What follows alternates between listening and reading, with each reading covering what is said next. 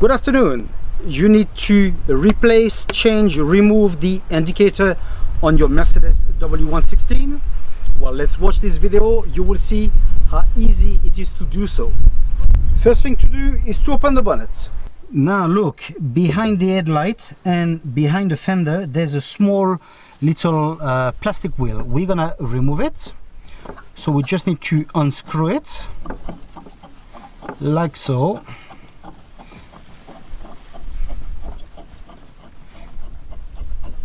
Here we go.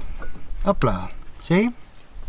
Now we just need to pull the indicator towards us. Sometimes you get a bit stuck with the joint, okay? So we push a bit the part that we removed, okay? We push it a bit out.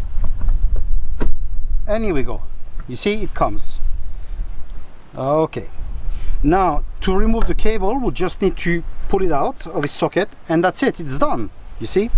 So as you can see, we've got that bit, okay? So this is why we'll have to push it a little bit, and then it comes out, okay? Now to place it back is just as easy. We just place our bulb, the bulb holder, okay. And now be very careful, because you see there's that plate on here. That plate goes inside the headlight, okay? This to make sure that it stays nicely put, okay?